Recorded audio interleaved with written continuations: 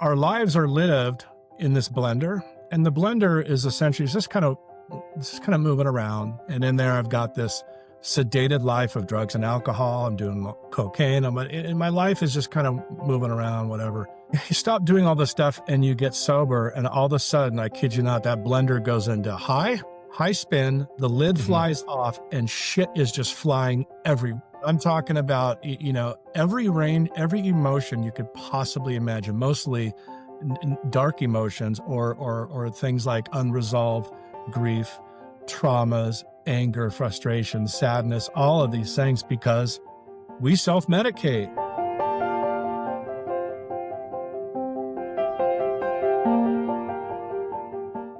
Welcome to Outside In, conversations of courage, hope, and overcoming addiction.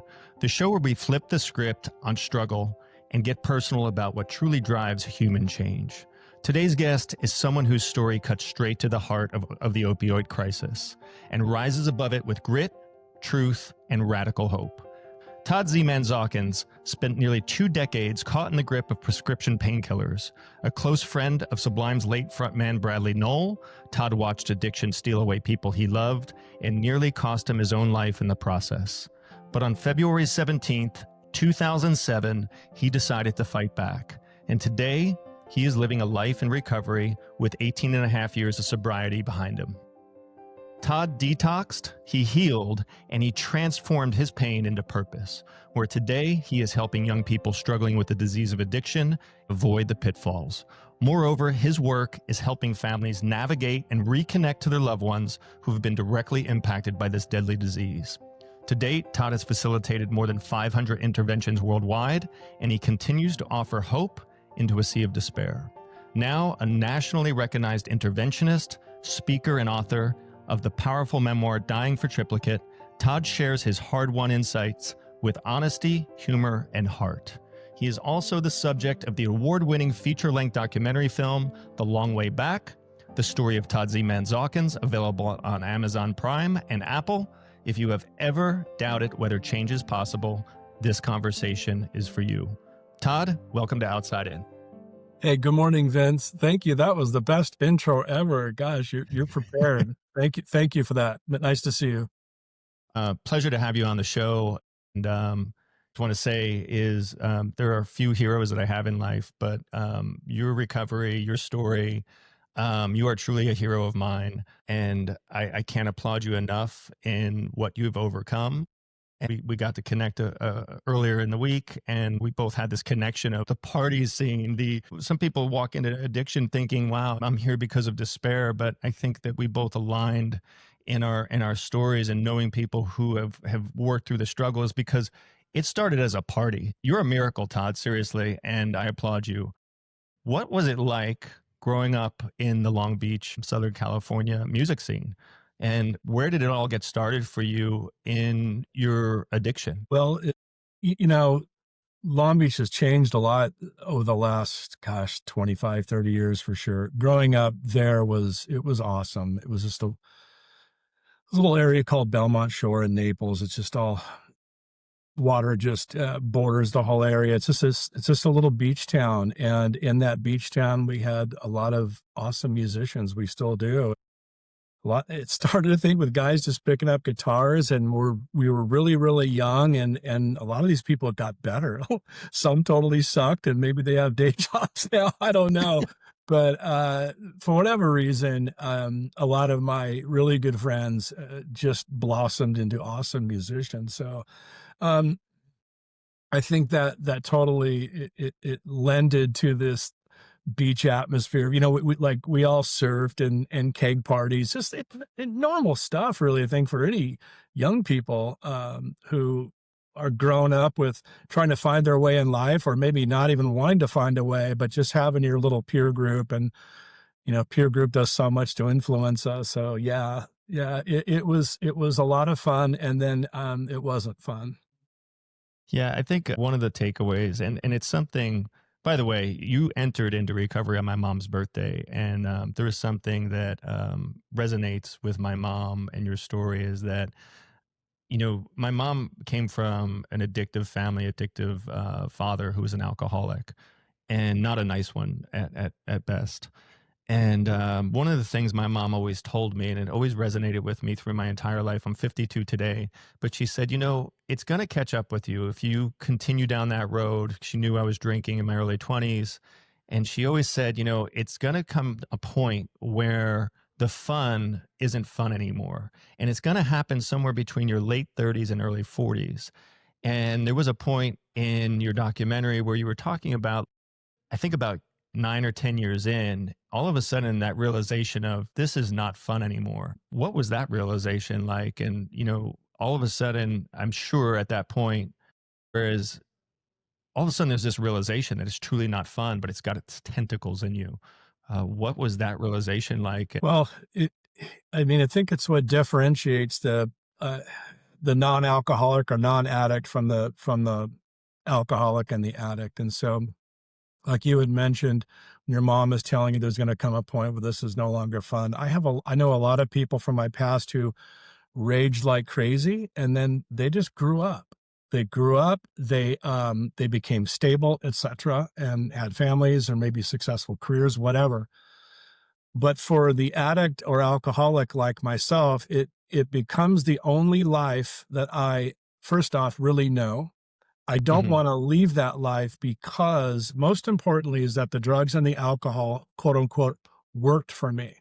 They worked. They gave me this feeling of comfort, and this gave me this feeling of, I'm not going to say confidence, but it allowed me to really to live in a world that was far away from the world that I wanted to live in. And and there comes a point in time, I think, for anyone who has the disease that I have, where the drugs and the alcohol don't work well anymore. That's a super scary place. But at year 9 or 10, it's just part of my internal fabric. Okay. Sure.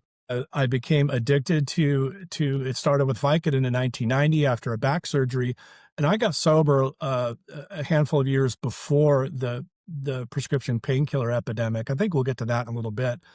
At least you gave me a heads up on that. But you just you're in this cycle, and I can't tell you, like, if I had to, you need a calculator to figure out how many times that I would awake and just go, God, I just effing hate myself. I effing hate myself. I hated to look in a mirror. I did not want to see a photograph of me. I wasn't as crazy as I was. I got to tell you, on the inside, there was not a boatload of self-esteem. You know, it was very much the opposite. And what is that? What that does is it fuels me to drink and use more because I really don't want to look at myself. You know, the first time I had watched the documentary, I didn't quite catch the trauma that you had early on. And oftentimes, when we look at people with addiction, there's some sort of trauma going on. In my own life, it was really a silent trauma and neglect. In your life, there was truly a memory that came at the surface, and I'm guessing that probably came closer to the surface in your sobriety than it did when you were actually out partying. But the fact that, you know, somebody early on took advantage of you as a young boy, and you're living with this, and oftentimes, you know, it's funny that we kind of push those things totally aside, and we want to then become the persona of, you know, like, I'm infallible, I'm unstoppable. And the reality is underneath that, you know, there is something going on in all of us, and it's either addressed or not addressed. And it can manifest, of course, as addiction. One of the other things that you had spoken to that was, it really kind of struck a chord, was the fact that, you know, even if you weren't alongside the band scene and running around that, you were probably still predetermined. Your genetic makeup was still predetermined to have a strong will to be attracted to certain substances, Yeah. and that's the piece that so often people miss. In my own life, I know I looked at my cousin and, you know, running around the band scene in New York City, following him and looking up to him. I looked at it as a choice, and I looked at it as, when I was able to step away from that scene, like so many people that, you know, were able to, and so many people are. I looked at his disease truly as weakness. I looked at it as a choice, and it infuriated me because I was able to step away. I was taking it personally and pushing him probably further down into his addiction, in that shame and guilt that he was experiencing but not talking about. Yeah. Did you experience that type of thing happening? And I know I just said a whole lot there, Yeah, Todd. So there's a lot of questions in there. Let me first say that it didn't matter what scene I was attached to, whether whether it was music and the punk rock guys and that whole thing that I love, jocks or whatever. I mean, I could roll in any group. It didn't matter to me.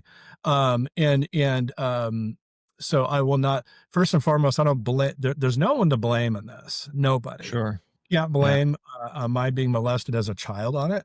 What I can tell you is that, to discuss that point for a moment, is that drugs and alcohol become the great remedy for compartmentalizing these things that are super painful, and the shame associated with the confusion, the anger, the hurt, and all of these things. So for many, many years, I got to tell you, I never even thought about it.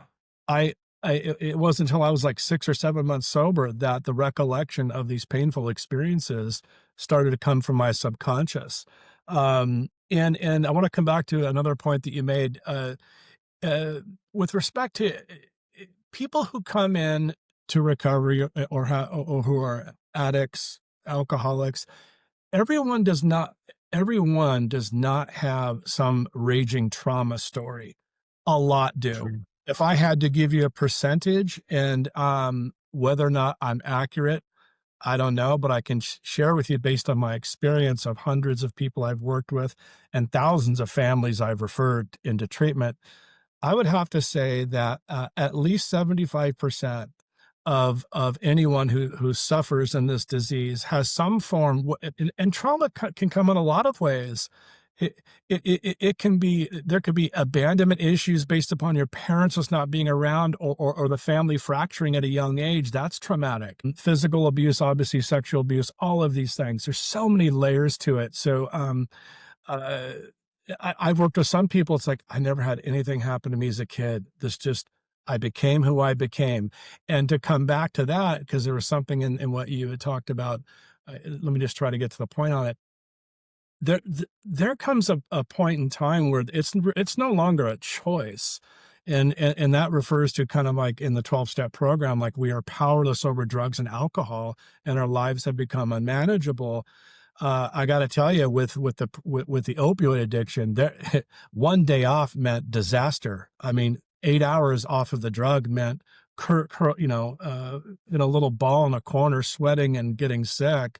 There was no days off in that one, man.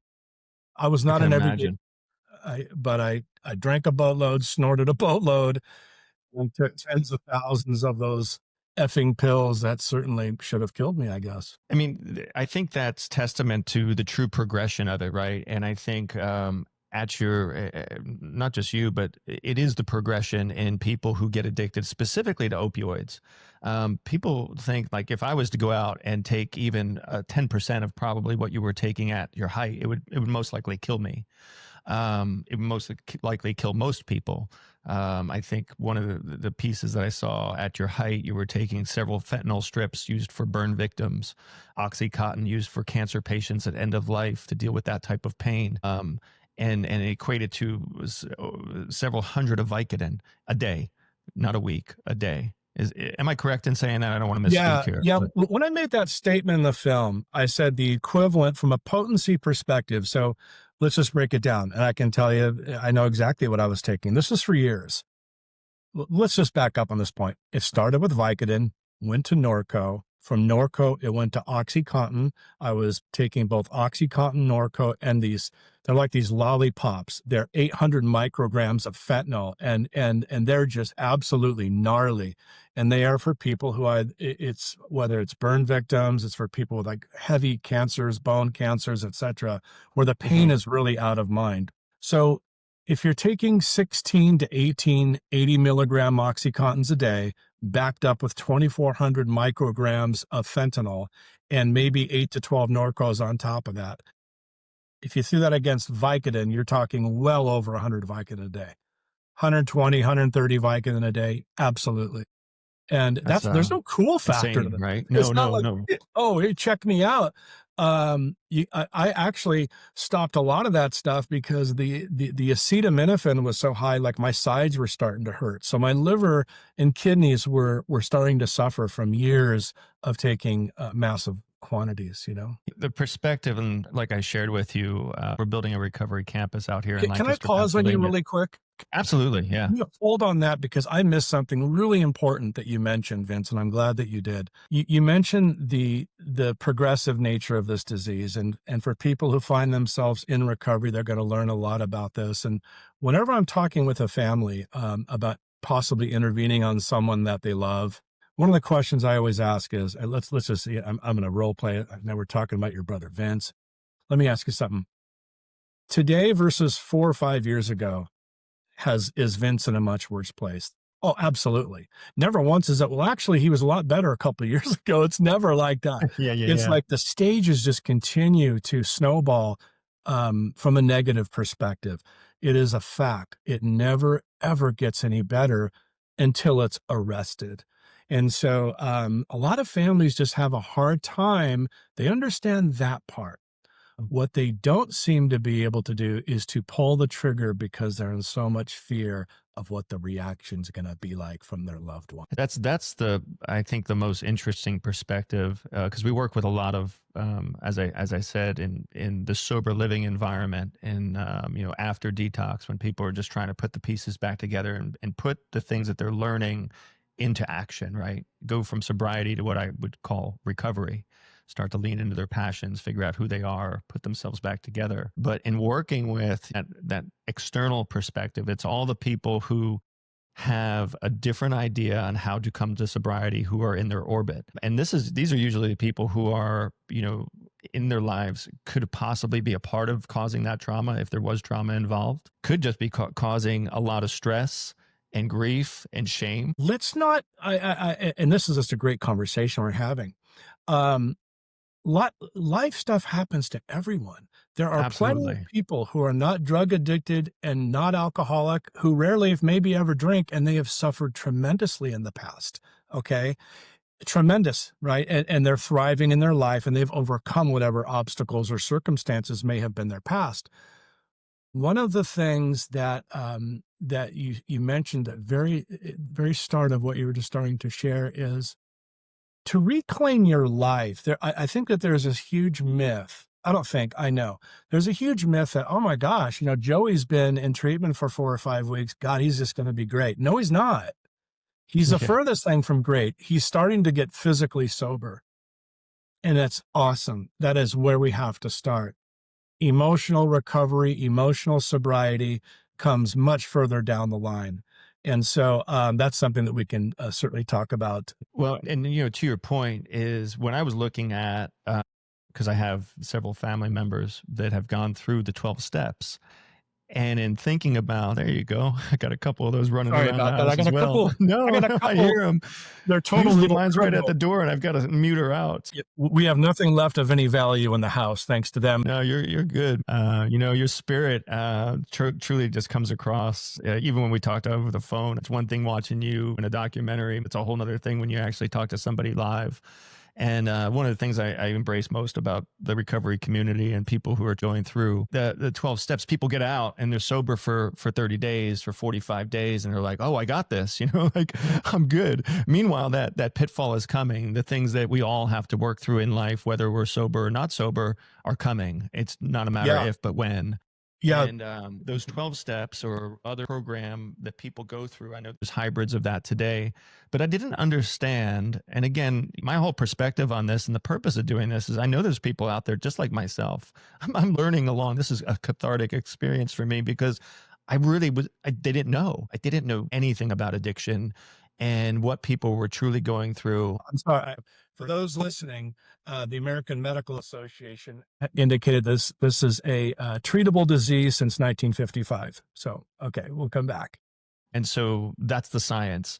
It is a treatable disease. There are people out there just like yourself who are winning at life and restoring relationships, getting out of that silo of despair, because it is a silo, right? I mean, as on the surface, and as much of a party it looked like from the outside in, and you had plenty of videos and memories and all these things that were happening. The reality is that yourself and Brad and the other members that were in your entourage and circles, they were all living kind of separate silos and going into their own hole, even though on the surface, You were coming together to play music, to party, but when you went to bed at night, it was probably not the life that most people looked at from the outside in.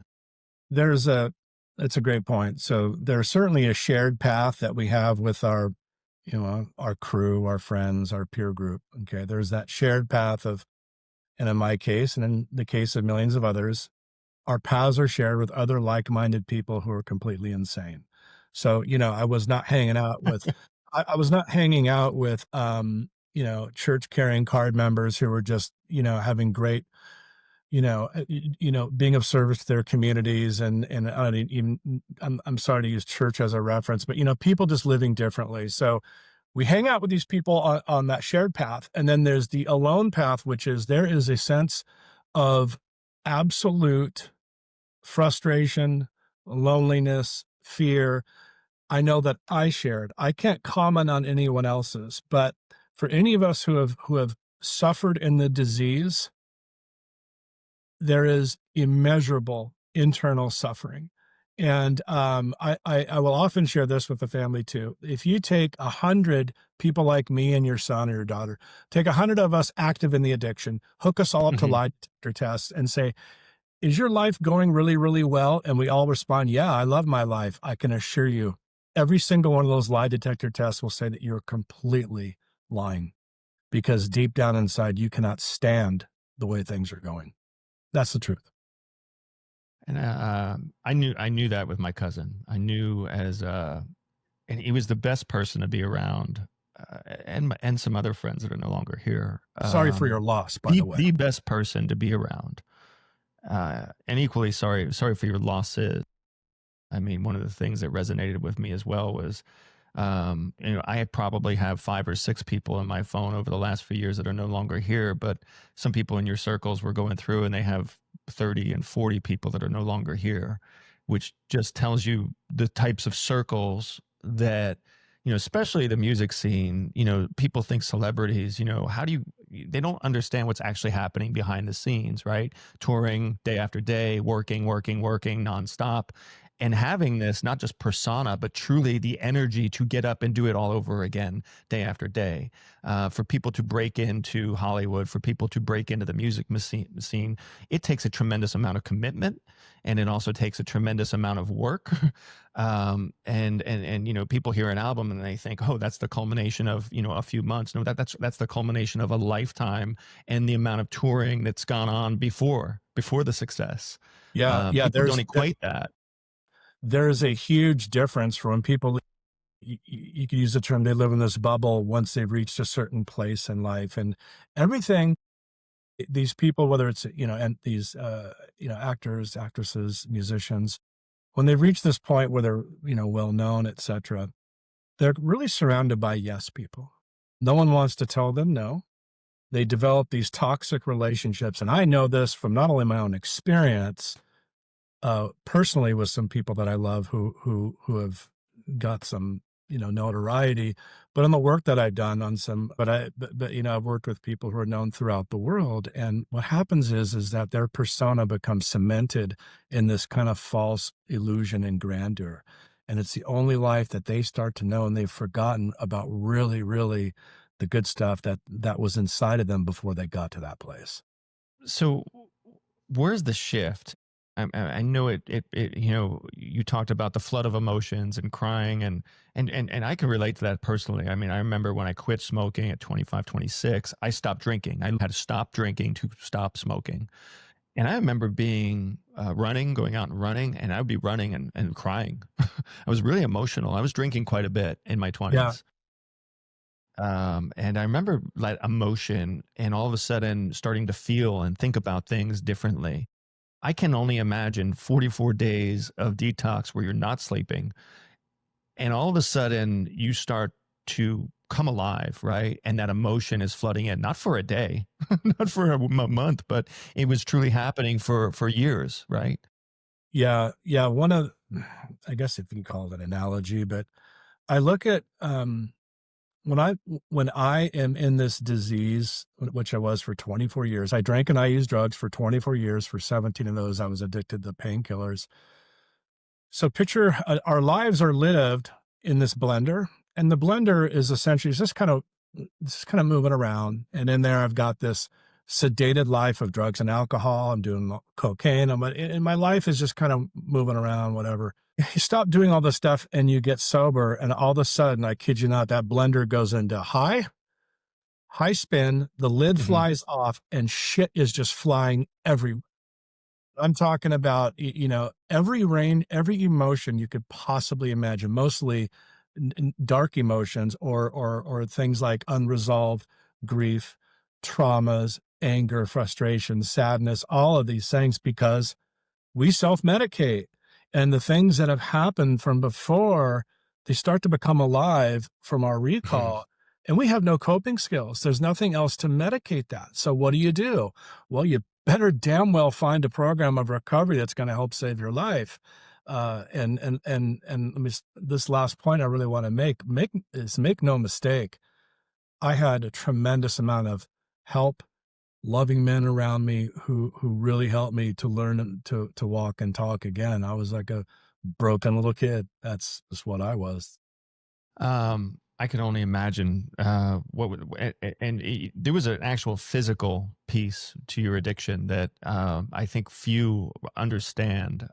Several years ago, I have a friend who drank herself to the point to where if you drink too much, you can start to go into permanent delusions and Mhm. separation from reality. And she Sure. experienced that for right to the threshold to where they thought that she might have done permanent damage.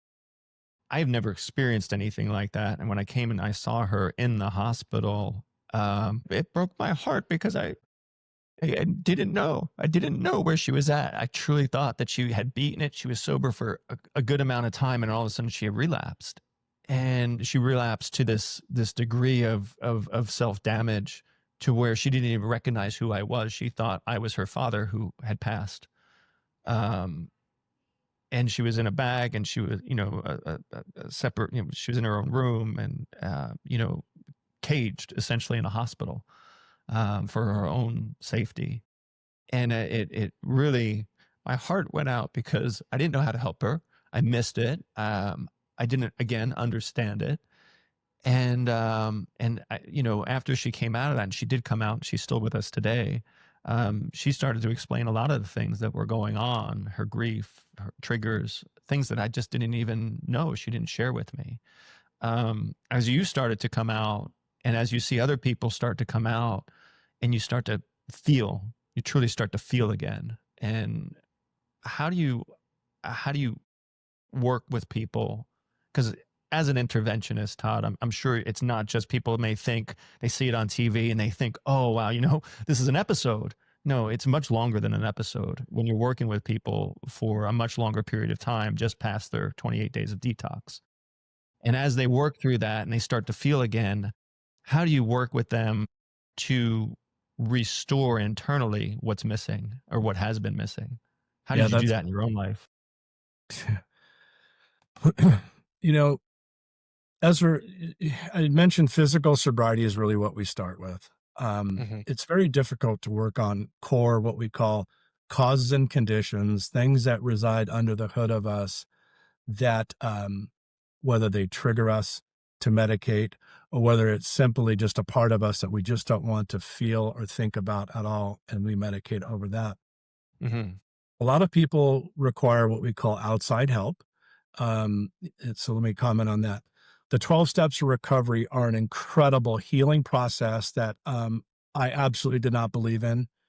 Not in the Hmm. least. How is this going to help me? It said, well, there's all this self pity, I'm unique bullshit. And I sit here today, I'm a grateful, proud member of many men's groups who we continue to save our lives on a daily basis, mainly by walking through our days sober as men who are trying their best to be loving and kind and good in their communities and being of service to other human beings. Service is so important because the alcoholic and the drug addict are fixated on one thing, and it's themselves. It's a selfish, self-centered disease. Okay, but to come back to this, I'm sorry, I got a little off on tangent there. everyone has their sense of readiness when they have it. You can't force feed like, and again, a little role play. It's like, oh, cool, Vince, look, you're at 50 days sober, dude. You're closing. You God, man, 2 more days, 60-day chip. I'm so stoked for you. To Yeah, really yeah, keep yeah. very, very simple and on point. Physical sobriety is got to be the focus and the key. We can't just throw you into trauma therapy, throw you into any type of therapy unless it's completely like 911. So there's stages for which these things come into play. I went into trauma therapy at 10 years sober. I went into a program because if I didn't, I think I was going to murder somebody. So, and kill myself because of my thoughts I kept regurgitating. So, I don't know if that is making any sense at all, but many of us require outside help. I treat for clinical depression. You saw the brain scan in my film. I did so Man. much Yeah. drugs that my brain does not have the normal capacity to manufacture dopamine and serotonin. So I take a very small dose. It's something called Wellbutrin and Effexor. It's like a serotonin enhancer. Yeah, And yeah. believe me, it's not a happy pill. I take it. I'm like, oh, cool. No, not at all. And a lot of people, I mean, if I'm being honest, Todd, like I shared with you offline, is, I grew up at a young age, 13, 14, drinking cannabis, um, LSD, you name it, I tried it. And when I first started to break out of my own self awareness of this was a problem and wanting to make a change in my own life, which I was able to do, I started running, getting into the gym, really becoming active, and even still today, I feel like my body probably, especially because I started using those things at such a young age, there is a physical change that happens to you in those developmental years that changes your genetic makeup and your ability to process, to create dopamine and things that make us feel good. And if I don't get in the gym even today, or get out for a run or a bike ride, I feel off. And I attribute that, not that I've had any testing or anything of that nature, but and that's just me stopping at 25. I was taking a big step back at 25. I can't imagine if I continued on and had to take a step back at 45 or 40 after years and years of abuse, because as your scan showed, which that's the science, people disregard the science, but the science is it will change you, and it will change and alter how you think and process information. So no wonder why we look at the home life, or in home life, like in our relationships, and they're disconnected and they're broken, and there's all sorts of emotion that just doesn't make sense. Anybody that has been in the room or lived with an alcoholic or a drug addict, the first thing they say is, I thought maybe they were bipolar. They just weren't processing how normal people process. And the reality is if you do too much, and for prolonged periods, what a lot of people don't realize is that physical change is real. It can be measured, just as in the recovery, it can be measured. And I think, in the doc, of course. And have you had a follow-up scan? Because that was about 9 years ago in the documentary. Have you had a further follow-up scan since then? No. So that was interesting you bring that up. Prior to even getting sober, because I was starting to lose my ability to speak. And I don't ask me how I owned a business that seemed to function. Believe me, it did not function in the end. So my doctor sent me to that clinic. We got the brain scan. I did not know 10 years later there would be a film made about my life story. I was really, on pins and needles about, what was the result going to look like. And what it lends to is, the picture before I got sober, 10 years of sobriety was a tremendous amount of brain healing. And it's not talked about enough in the rooms of recovery because a lot of people aren't qualified to even discuss it. There is a massive healing curve internally, neurologically, systemically, that everyone is essentially healing in their own little personal burn unit. Okay. And so neuroplasticity is absolutely real. We need to give ourselves a break. I have to comment on this. One of the biggest shortcomings that so many people go through is, oh, well, they had 90 days of sober. They're doing so well. Well, Mm-hmm. if they were doing so well, then why'd they go back to drinking and using? Okay. And now they're back to that, right? We're all impatient, like to a level that is just No, we want it now. yeah, we want, here's the thing. I effed up my life over 24 years. I can't expect to have a great effing life in 6 months just because I'm sober. No way.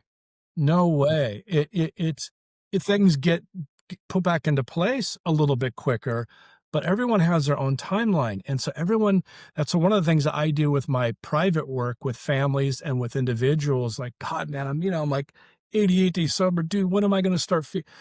Well, hold on. How long did you use heroin and fentanyl? Man? For years. Okay. So you're still healing internally. There's going to be a lot of Exactly. ups and downs, and and that when people hit those downs, boom, what happens? I cannot stand the way that I feel. It's easy Mhm. just to go back. Yeah, it truly takes time. If you've been leaning into, I want it now, I can have it now. If somebody has resources, and a lot of the people that I knew in my life personally, they were professionals, so they had money. They had at least some sort of stature. They were looked upon as good members of society, but underneath they were crumbling.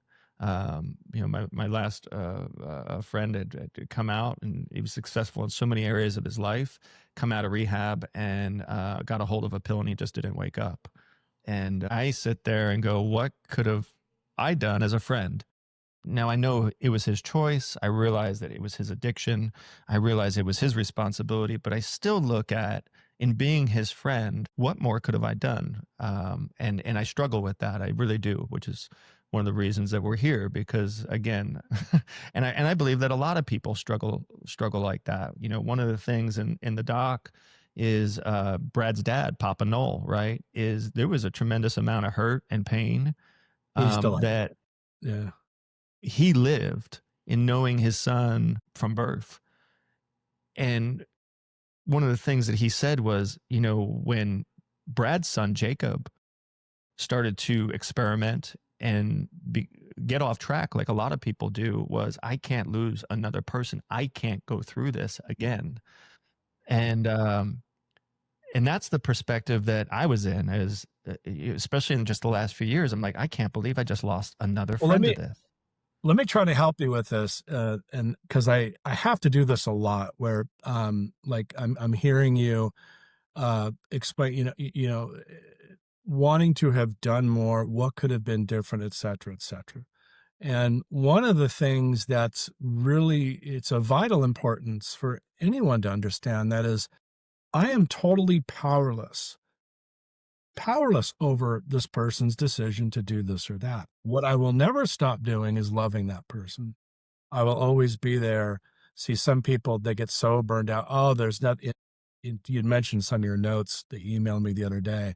It was a really good point. It's like, when people are fried, and when do listen, so long as there's a pulse with someone, there is hope. Okay. For Cause I, sure. I have dealt with some really, really acute cases, but, don't claim ownership. I think that the self-inducing of guilt about what could I have done different. I just got to say this, because this person knew that you loved him. There's nothing that you could have done different outside of, tying them down and sticking them in an asylum for a year. Yeah, I'm being Which crossed my mind. yeah, it does for a lot I of mean, people. And I'm being there's some really crazy ridiculous things that here. cross your mind when you see somebody. You're like, maybe I can just get this person while they're passed out, handcuff them, and put them in my basement for a month. Yeah, it's just, You and know, it's also the fatal nature of this disease, is that it does not discriminate, and it will kill at will. And everyone has their number. Everyone has their number come out. In fact, I'm convinced that if I were to relapse, I can tell you without question, I'll never find recovery again. I'll never make it back. That's a fact. That's it. it's an interesting point because, as I shared with you, I have another family friend, a member, who at 43 he entered into a program for heroin addiction, and he relapsed. And if you told me he would ever relapse, couldn't I would have just had his back the whole way, saying no way. He was so involved in the recovery community. He was a leader in the church. There's no way. And when the realization of his relapse was smack dead in front of me, and this person was close, and I physically saw him on the streets of Kensington using to the degree of just being blown out of his mind. I couldn't get my head around it. I couldn't process it. No, nor could I process what I was seeing, because it went from, on the highlights in the Philly, New York City news of the open air drug market in Kensington right now today, and what really takes place, and the true disregard for human life, because that's what it is down there. It's despair and disregard for human life. And when he was able to realize where he was at in a sober sense, I remember him talking to me and saying, I just didn't want to live. I was done. I was checking out. I couldn't believe I relapsed. There was no second chance for me. This was death. And I was giving myself not a slow death, but a fast death. And the fact that, again, he's still here alongside me in recovery once again is a miracle, because I think that a lot of people that are in long-term recovery like yourself, I hear that often, is I can never go back. I can never go through that again. I'm not immune to anything. I think what I wanted to make really clear, Vince, if I were to use drugs or drink again, I will never make it back. It's a self-induced, and maybe in through my prayer, God's told me that, dude, this is your chance. You either keep this life that I've given you, but if you decide to disrespect it, you're never coming back, and you get to go die. Nothing surprises me anymore. As far as, well, so-and-so was doing great. They had 10 years sober. And for me, see, I'm a very program-oriented person. I'm a massive champion for people being part of a recovering community where you're around like-minded people who are in this thing for one reason and one reason only, and that is to stay sober, and God willing, we can help someone else to achieve sobriety. See, left unchecked, and I have a men's meeting to attend in 45 minutes when we're done, and I'm looking forward to that meeting. It's like my daily medicine, no different than someone's dose of chemo if they are treating for cancer. I have a fatal illness that left untreated will do just that. It will kill me. So when people with short-term, long-term sobriety go out and drink or use again, one of the first things that we happen to more often than anything find is he or she was rather unplugged from their commitment to recovery, not being consistent with helping others and being a part of. That's a scary place to be, to go on this lone wolf thing sober. I don't recommend it at all. It's very scary. It's truly, and I think you're nearly 19 years in, 18 and a half years in. And today, to hear your commitment to your recovery is that it's not, oh, I got the work done 5 years ago, I'm good. It's a daily commitment. Just like you said, it's just like somebody who has to stay on medication because of cancer or anything of that nature. It's, exactly what it is that you need to do. And if you fray from that, you're putting yourself in jeopardy of going down that rabbit hole again, is what I'm hearing. Yeah, I have a silly, I have a really stupid saying for myself. It's, I am good today, but I'm not good to go. When you're working with people, how do people receive that saying? I'm sure you share it with them. Yeah, it's funny because it's a great question. Closed-mindedness, contempt, and these types of things kill more alcoholics and drug addicts than anything. Meaning, so many people just want to have their own view or create their own little quote-unquote recovery program because they're this epic self-manager. It's your self-management that got you into the hospital. It's your self-management that almost killed you. So for the first time in my life, Vince, why don't I say, you know what? I don't know a damn thing. I'm going to follow this guy, Vince. He's been sober for 9 effing years. I want to live and thrive like he's doing. So that's why we call this a program of attraction and not promotion. When I say want what you have, it's just how are you living day to day as a man. I don't care about the watch you have or your home address. I care about your character. I care about how you're treating others. And it's like, I want to be like that. So it's tough to get some people, Vince, a lot of people that I get into treatment, I've had people who they've gone out and they've died in a year or two. I'll get a note from a family, but I get lots of emails of people, saying, "Hey, here's my 1-year chip, dude. I hated you at first. I hated you at first. But I really like my life." And it's a mixed bag. It's no different than in the rooms of. I'm a member of Alcoholics Anonymous, and that's my program of recovery. But it's one of those things where you just you have to be vigilant. And you have to, being in the state of, I don't know what's best for me, but I do know that if I stay a part of this, I think I'll be okay. Let's talk reintegration.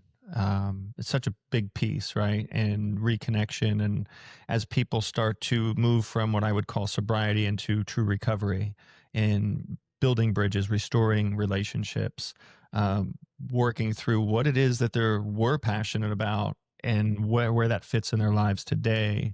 And you've got a lot of moving pieces there, right? Especially with the family, with friends. One of the things I know within the music community, it's a very tight knit community. And I know that a lot of people in your circles, either the folks who are still here, were able to find their sobriety in a time that happened prior to you finding your own sobriety and clarity. But you're still integrated, I would imagine, into the music scene. That's a brotherhood that just doesn't go away. My fear, if I was in the music scene at that level, is that there's still people partying, there's still these influences. And I think about it from the standpoint, if I went to a bowling league and all of a sudden I know that the guys on Friday night, they're having beers and I don't want to disrupt their life. And it's not, they don't have a problem. They're able to enjoy a few drinks and not push the limit, but I know that that's a trigger for me. So I'm not going to put myself into the lion's den of something that could be a trigger or could be a temptation. As you started to reintegrate, as you see other people reintegrate back into those relationships, what kind of advice do you give them? And what did you tell yourself? Where were those social triggers? Where did they show up for you? And where do you see them showing up for others? Well, that's why a support group is so important, and being tethered to your recovery is so important. I think everyone has their own timeline as to when do they reintegrate into life in general.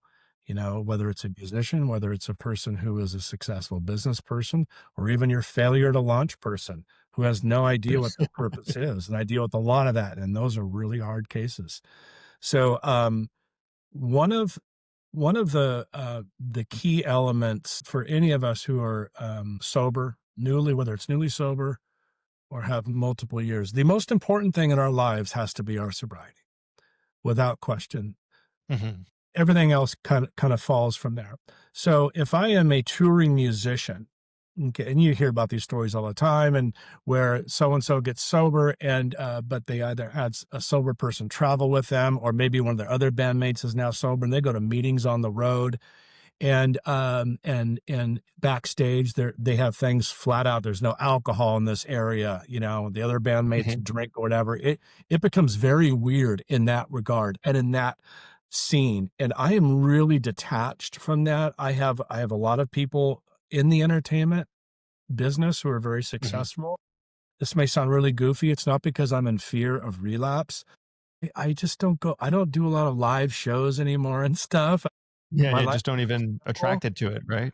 But for yeah, I've kind of been there and done that, but for people who that is their livelihood, there has to be a program of accountability that they adhere to, and they'll play better than ever, and they'll have a wonderful life, but there has to be the sense of, "Okay, my sobriety is number 1." That's so true, and I think that is where the focus often has to be. What I've heard say is so many people get into programs, right, and they talk about the 13th step of what is it, the relationships, of finding relationships maybe too early of somebody else who is also early on in their recovery, and we've seen it even in our homes. We have a men's home and a women's home.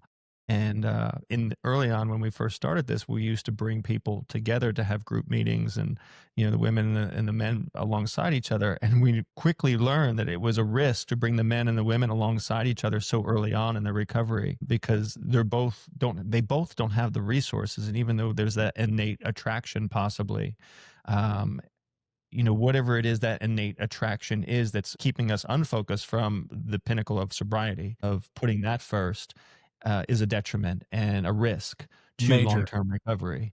major. And right? I mean, it Yeah, is, right? major, because so many people, have this false illusion, aka totally delusional, that they are in love, and, I met this girl, you're like 5 months sober, and, yeah, that's awesome, and really what it is it's disguised as massive, massive lust and the desire to be with someone. I mean, that's human nature, But for the newly recovering person, it's on a whole different level because even my own experience, it became a drug for me, and it was something that could have killed me. You know, it happens all the time, and so people who that's why we say, you know, in your first year, don't get in a relationship because typically 99.9% of those things don't ever pan out. No, they don't. They don't pan out. And again, if you, I mean, I would see my several friends, and they'd be a week, 2 weeks, and then they relapse. And oftentimes, and even when I was trying to quit smoking, I noticed the one common denominator I noticed is every time I went out and had a drink, I was powerless to cigarettes. Could not do it. It's just the smell, the part, everything was a trigger. And so I just removed myself from that setting, and I removed myself from that type of setting for what took 4 months. And I truly made that decision not to smoke again, and I never did. Luckily, I think that also changed my trajectory on drinking, because all of a sudden I was sober for 4 months. And, these things that used to be so fun, and I would get back into that scene 4 or 5 months later, and I'd see people 30 minutes after seeing them, and they were obliviated and not remembering things and making asses out of themselves, quite honestly. And what place do I have in this? This is not the trajectory I want to be on. But it was Yeah. interesting because I didn't necessarily, I loved drinking, I loved partying, I loved all that. But it was the smoking that truly was the disruption in my own self-preservation, if you will. Um, Yeah, those environments become very unattractive. I've had to be in plenty of places where there's drinking going on, and it was one of those things. It's like it just makes me remember. And these are people who I was probably like, I was 5 times worse than what I'm looking at. But when I see someone really, really intoxicated, it's like, oh my God, I got to get out of here because there is no meaningful conversation. And it's totally okay. That's why in recovery, we take our own cars to an event or to a wedding or to whatever, a party. If we have to attend, we have our phone with us. And if we get uncomfortable, we call someone else in sobriety and we walk through it. Those are really key things for people who haven't done that before. how do you work? And I know there's somebody out there that is in a relationship. It might even be a young person out there, listener, who is saying, you know what, the trauma, when there's truly trauma in the world, and let me bring this into focus, in the world of substance abuse, when there's substance abuse, alcohol abuse in the home, and let's say I've made a decision, I love this person, but I made a decision, I can't handle it no more. Meanwhile, my spouse, my father, my mother, somebody in my nuclear environment of where I'm going back to, or where I have a high likely of going back to, um, could be the trigger, could be the influence in my relapse. How do you work with somebody like that? What would you say to somebody who is facing that when they get out of, Really good let's question. say, 6 months of work that they've done in their own life? What would you say to them? Yeah, if there's anything that poses a threat to anyone's recovery, it's like, well, what do we do with this threat? Okay, man, I don't want to roll. I know I keep using you as my little role play because it's No, you're perfect. good, man. Yeah, I love my brother Vince, but man, Vince, he can rage normally. I can't, and he every now and then he's got blow in his room. Uh, my point being is that if there's a measured threat there that could really jeopardize my sobriety or this person's sobriety, let's figure out something that deviates from going home. You don't have to go home. You know, I have people who are in long-term sober living for till they get their 1 year chip or even longer because it keeps them accountable, it keeps them integrated, and I have found that to work quite well. But to throw someone back into the lion's den is something, it goes well beyond just giving them a pep talk, because that's really dangerous stuff. Pep talks, forget that. What do we do different? Where can you go where it's a safe environment? You can rest peacefully, you can be calm, because all that noise, all that toxicity or triggering events can make us bail like this, just like that. And you're off to the liquor store or the drug dealer, you know? Yeah, no, and I was in the documentary. I was following Bud, who was the drummer in Sublime, and one of the things that I picked up on was, he had gone into sobriety, but there was relapse in those points when Brad was still partying. In fact, he had done some work, come back, into the band, and Brad had kind of picked up where Bud had left off. And so he's back in this environment. And of course, a lot of us, a lot of young people, right, are in this environment. Pills get passed around parties like nothing. If you're in college, even in military environments, we see it. People get away for after working in a very strict environment for 30 days. Next thing you know, they get a couple days off and they immediately are partying. They're not thinking. A couple drinks lead into a couple pills, and it can just turn into that downward spiral. When I looked at Bud, I kind of identified myself in that, because oftentimes I would be like, no, I'm good, like, and then my buddy would come back, from wherever he was at and be like, bring in the party. And oftentimes I would cave into that pressure, in knowing that I was starting to struggle, with alcohol abuse. I was starting to favor the fact that waking up clear headed was better than waking up hungover. But I was succumbing, to the party, to the fun, like a lot of us do in our 20s, right? And so then you fast forward, and Bud, who, and yourself, you were both, I know Brad was reaching out to you both that night, and however that was taken, but I know Bud had talked about it like, I couldn't stay up any longer. I didn't want to party. And all of a sudden you wake up and all these things are falling into place. All the people, like Sublime's huge. They're going from nobody knows who Sublime is to everybody knows who Sublime is. And of course, in this little tiny conclave of your family, your friends, I mean, these were your friends. The rest of the world, it was like, they're superstars, but these are your people. And all of a sudden you wake up and you realize that your friend, your bandmate, your buddy is gone. How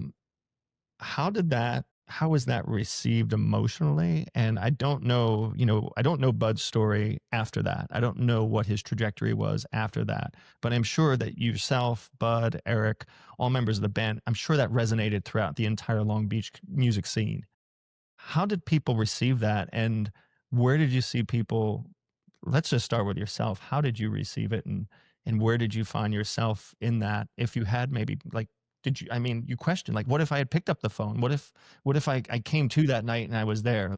Yeah, I did that bullshit for years, trying to, what could I have done differently? And like you had mentioned with your cousin and these people that you love, it's just a tremendous, tremendous emotional like fracture when he passed away, and can't or nor will I speak for Bud, or anybody. I can only speak for myself. But what I witnessed was a lot of people just completely shut down, Mm-hmm. and so devastated that, I don't know, maybe they're still living that life. I know that there's a lot of people who died along the way, and I'm not saying it's because that we lost Brad, but it was not, it was a very, very difficult thing. And I think above all else, the worst thing was to look at his dad. And I'm very good friends with his dad to this day. And Yeah. the pain that Papa Noel wears on his face is very real, and it's very evident. No matter what day of the week it is, that pain's still there. And so, yeah, I think that, it's one of those things that, heartbreak times 100, and I need to point this out. Losing Brad is no more important or less important than the loss of your cousin. We're just talking about a human being here. Just a human. Yeah. It's Of just a course. human being, people, whom a lot of people loved, and when I speak to young people, I have to share this. It's just like, guys, just because I knew Brad and I knew the guys, this applies, this reaches and affects everyone. And as much as, of course, I love Brad, he was not more important than, than the loss Than of your you are. father, because it's just people, and people who we lose to this disease, and it's beyond unfortunate. So I had to point that out, because loss is loss. In Brad's case, he just happened to be a very gifted and very talented musician, and a lot of people love his music and still do, and that's wonderful. But from a human perspective, I don't ever want to ever minimize ever to minimize the loss, whether it's that you've had. And by the way, I'm glad that you have your aunt back in your life. I could see how much that affected you.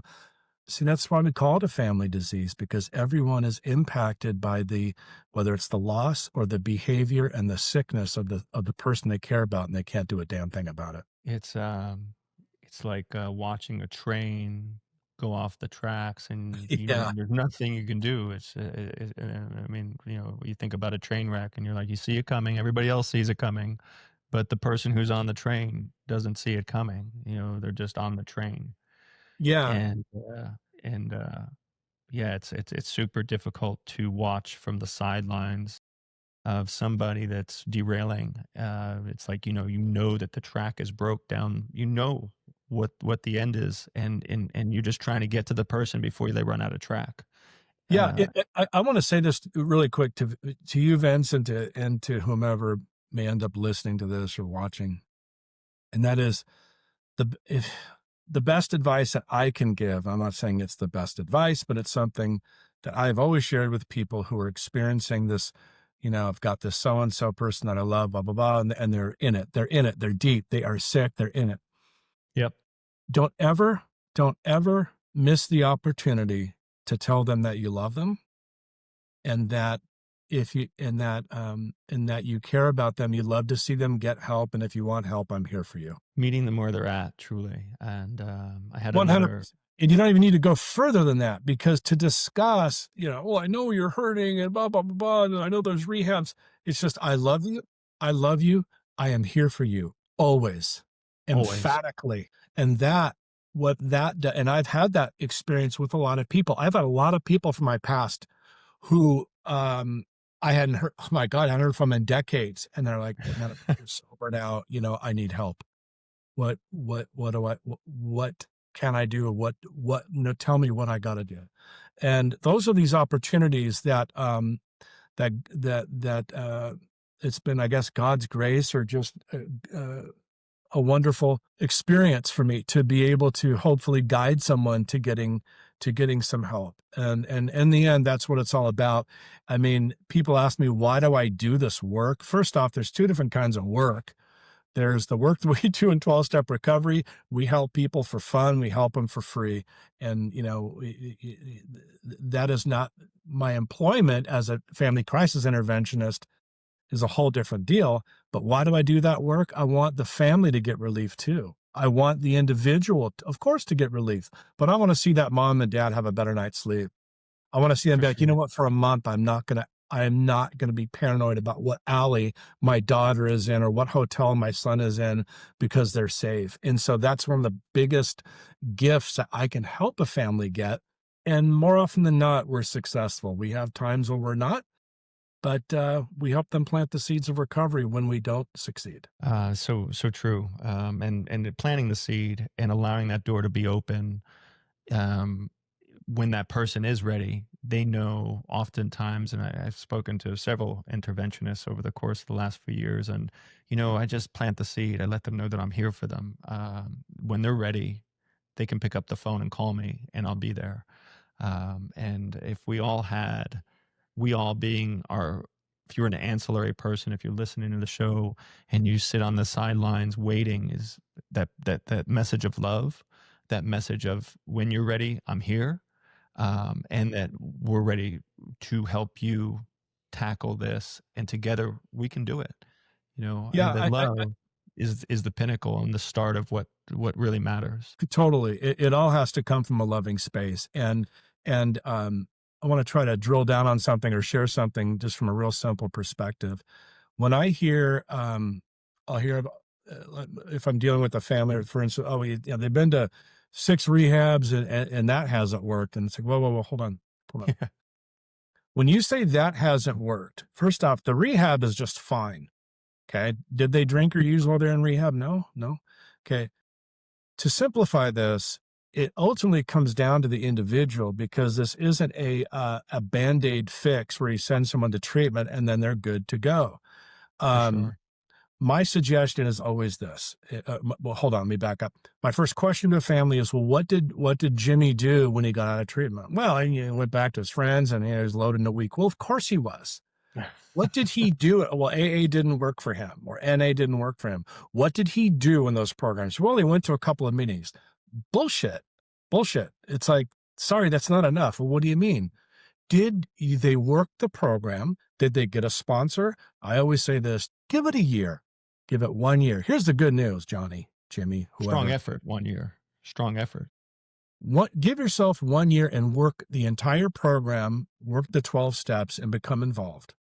If you don't like your life, drugs and alcohol aren't going anywhere. They often like that. They're like, "Oh, you know what? I can give it a year. I'm not here to give you an effing sales pitch, but you got to give yourself some time and space and allow the program of recovery to work in your life if you participate." That's the big misnomer. Oh, rehab didn't work. That didn't. I don't want to hear that crap. What did they do when they left? When they bailed? When they transitioned? Right? What did they do? Not a Yeah, that's lot. one of the things we focus on, and when we set up the recovery campus out in Lancaster, was we really focused on being a level 3 campus with coaching and accountability tied to it. Meaning that when somebody comes in, we immediately share with them what type of environment this is. This is an environment where we're here to coach you, but you've got to do the work. You've got to show up to the meetings. You've got to start to do the work and battle whatever it is inside of you, because I can't battle what's living inside of you. You have to lead the charge in that battle. I could be here for you. I can listen. I can review the work that you're doing, but if you're not willing to do the work and you think it's just going to miraculously go from your pillow to your brain, and you're going to wake up and watch TV or hang out and continue down the same path that you went down prior, well, then you'll have the same result. If You you want just a nailed different it. result, then you've got to try something different. And it usually starts with action. People miss the piece that I have to do the work. Yes, it's all about action. I'm so glad that you brought that up because one of the biggest things that happens is for people who don't commit to the program of recovery is they get lost in a few things: the gym, their work, the girl, all that nonsense. Okay, and when that becomes their higher power, we lose them. We lose them because there's gonna come a point in time where that person is going to drink or use again without any defense against that drug or drink. How do we have a defense? We get a defense against using and drinking by being a part of recovery, doing the work, and God willing, finding a higher power that I was so disillusioned. Oh my God. And it works wonderfully. And it works wonderfully. And so don't cheat yourself out of that. And if you have your sobriety be the pinnacle of your life, my wife knows that that is the most important thing in my little world. There's Only no thing that hard, probably comes first other than her, right? actually, she knows that we have a pretty good life as long as I am in my recovery, because I can't disrespect it. I'm not that good. I'm not good to go, man. I'm not. Yeah, and one of the things that also hit me was like, I mean, I'm a big skier, and I just tried surfing out in Sri Lanka with my girlfriend not too long Awesome. ago. Good for But you, man. man, it was such a cool thing. It really was. I was like, I grew up on a beach with no waves. It was terrible out in Jersey. You guys out in Long Beach have these monster waves, coming at you all the time. But no, your higher power. A lot of people think, oh God. They immediately go to this idea of God, and your higher power can be a connection into nature. It could be a connection into something that connects you into the world. And I know in the short time that I had surfed, I was like, man, the power of the waves and being out there. And of course, I know, you had shared that you had you brought your dad's ashes out into the water. I can remember, my grandmother dying, and the day that I learned she died, I immediately went up skiing, and I was like, man, up on top of this mountain, this majestic mountain, and I really truly felt connected to my creator, to something that was very spiritual. and it really grounded me in a time of despair. And I think that that's what people are talking about. I don't know how it works for you. Maybe you can share, but I think that's what people are talking about when they say higher power. I don't hear God per se, is that, give yourself over to something that truly brings out something spiritual in yourself that Yeah. allows you to stay connected into something greater than yourself. Is that how you feel when you surf, or are we talking God? No, you nailed a bunch of great points as to how we can tap into something spiritually that is much bigger than us, and I think I have a few versions of it. First, in the big picture, I don't really understand what God is. I really don't. I I do know that there is a power much greater than myself working in my life. Why? Because how do I go from being this completely maniacal drug addict to, by the help and the grace of something so much bigger, allowing me to turn things around a little bit, life is much better because of it. I gotta, the higher power thing. I immediately went, oh my God, I was hurt in a church setting, that was part of my trauma thing. I'm like, oh my God, this isn't going to happen. And luckily it's a spiritual program. And I literally lied to myself like the first 2 years. And my sponsor said I could borrow his God. He goes, do you believe that I believe? I go, I do. He goes, then why don't you've faked it your whole freaking life. You've done nothing but lie to yourself your whole life. You guys just pretend that you have mine. So I took his God on loan and it worked. And I want to come full back to this. The groups of recovering people, when I'm with a group of recovering men, that is a power much greater than myself. And why do I always feel better after I go to a meeting? Explain that. If I take 50 guys in Long Beach that I know that are not in the program, have breakfast with them versus 50 guys that I do a meeting with in recovery, I'm way in a much better place because we're talking the language of the heart. We're talking about how we are living sober, etc., versus toxic bullshit and what's going on in the world today, which I don't really care about. I really don't. You know what I mean? I want No, to focus totally. on being loving and kind and doing my best to help others, and my life is pretty good. Man, that's a blessing. What a blessing, really.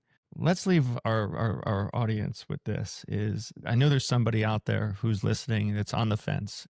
I know even in myself, I don't know if I had shared with you, but I'm on day about 42, 43 of just no substances. I really wanted to just really understand some of the social constructs.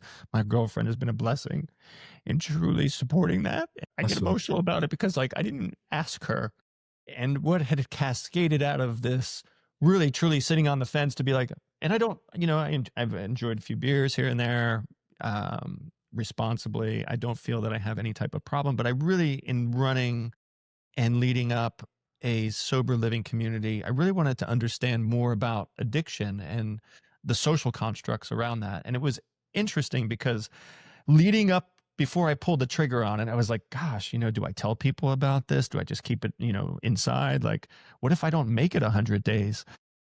Like, I was second guessing myself and I was on the fence of like, do I do this 100 days? So I'm like 42, 43, I don't know how many days, somewhere in the low 40s right now in. And my girlfriend and I were sitting in bed today and we were talking, and she's like, it's been really just eye-opening on what just 40 some odd days will do. And we're not even like people that are running around needing a drink all the time. And we've been tempted, right?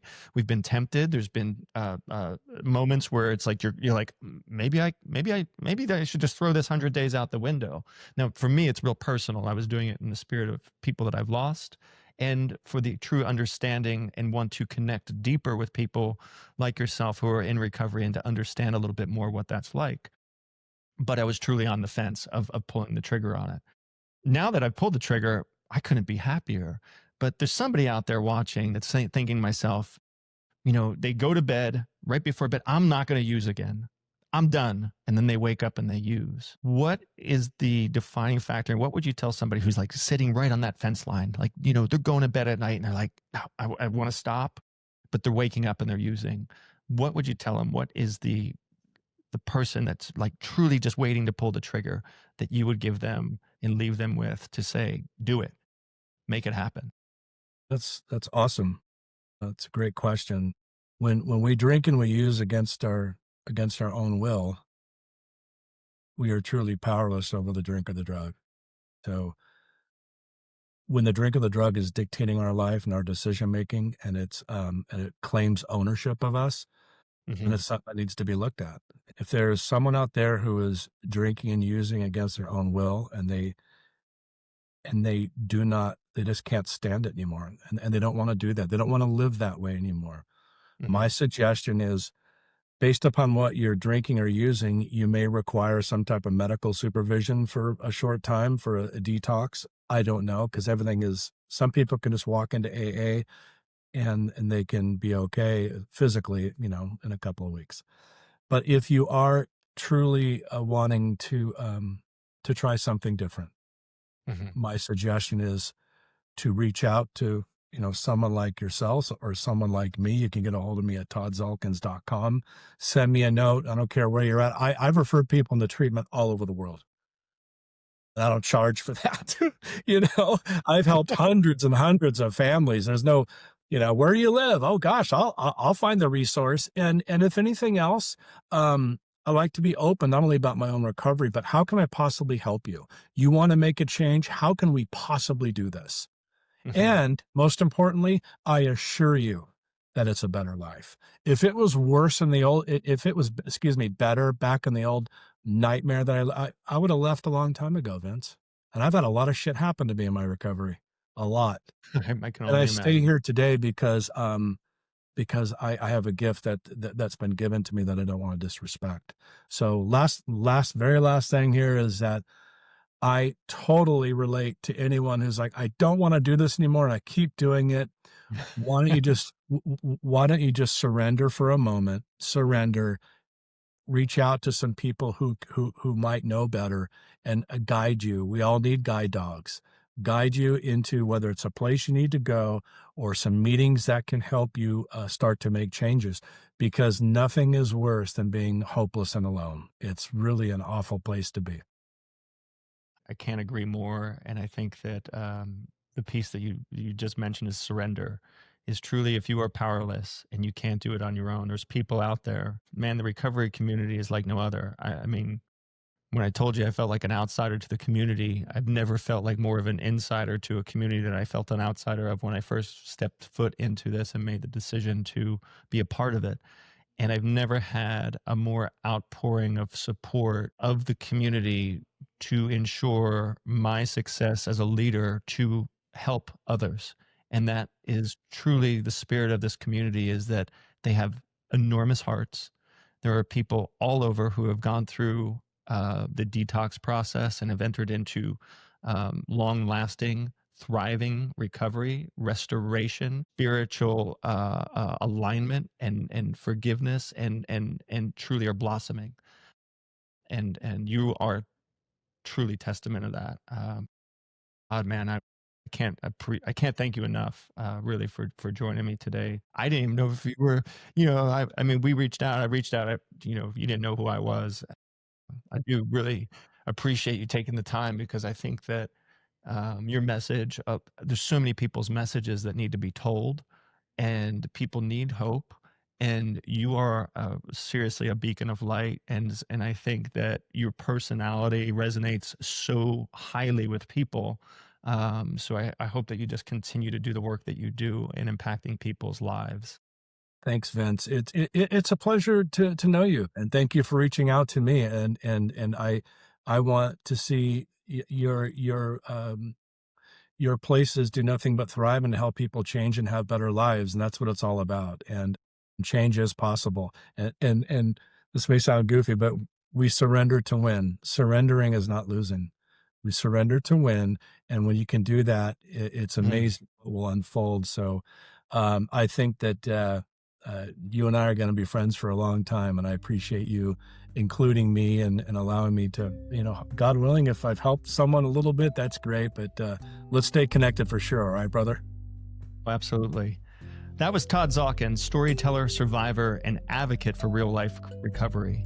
His journey reminds us that addiction doesn't define the whole story. It's what comes after that truly matters. Whether you're in the fight, loving someone who is, or walking the long way back yourself, know this: recovery is possible, and you don't have to do it alone.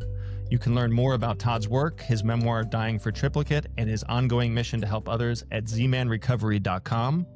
This is Outside In, where we honor the messy, the beautiful, and deeply human work of healing.